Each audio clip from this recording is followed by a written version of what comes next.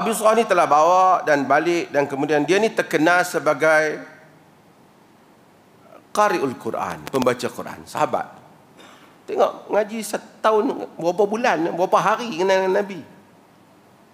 Tapi dia punya kesan yang besar. Dan terkenal sebagai seorang yang selalu menangis apabila membaca Quran, apabila la yamliku dam'ahu. Dia tidak dapat mengawal air matanya. Ini satu saya nak sentuh, tuan-tuan. Agama ini, dia tidak suruh kita duka cita. Dia tak mau kita duka cita. Bahkan, dia menyuruh untuk kita memohon perlindungan daripada duka cita. Allahumma inni a'udzubika minal hammi wal hazan. Ya Allah, aku mohon perlindungan denganmu daripada bimbang yang nak datang, wal hazan, duka cita yang. Kadang-kadang kita bimbang apa akan berlaku. Kadang-kadang kita duka cita terhadap hidup yang sedang kita telah berada di dalamnya. Sometimes manusia tak tahu kenapa kesedihan membaluti perasaannya. Tapi agama pun begitu. Dia tidak mau kita menjadi qasiyatul qulub, qasiyatul qalb. Dia tak mau kita keras hati. Dia mau kita menangis. Dalam sebahagian riwayat Nabi minta doa, wa a'udzubika min 'ainin la tadma'. Aku minta jauh daripada mata yang tidak menangis. Dan Allah Azza wa Jalla memuji orang-orang yang menangis. Menangis kerana apa? Menangis kerana takutkan Allah. Air mata ada dua. Ada air mata sedih, ada air mata gembira. Sebab tu kita sebut qurrata ain, penyejuk mata.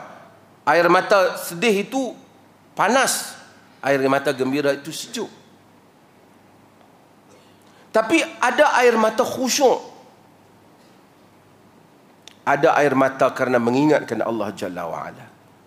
Allah memuji. Allah kata, wa idha sami'u ma unzila ila rasul tara a'yunahum tafidu minad dam' mimma arafu minal haqq.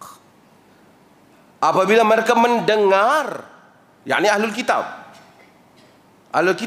apabila mereka mendengar apa yang turun kepada Rasul, kamu lihat mata mereka dipenuhi dengan air mata kerana mereka mengetahui ia adalah benar. Yaqulun Rabbana amanna faktubna ma'as syahidin. Mereka kata, wahai Tuhan, kami beriman dan catatkanlah kami di kalangan orang yang menyaksikan iman. Sebab itu, antara perkara yang tidak baik dalam hidup kita, jika kita jarang menangis ketika bersendirian mengingati Allah.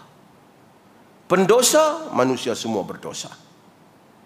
Tapi manusia mesti ada masa untuk dia menangis. Dengan menangis itulah manusia mengubati perasaannya. Ainan la tamassuhuman nar. Dua mata yang tak disentuh oleh api neraka. Ainun bakat min khasyatillah wa ainun batat tahrusu fi sabilillah. Mata yang menangis kerana takutkan Allah, dan mata yang berjaga malam kerana mengawal pada jalan Allah. Dua ni tak disentuh.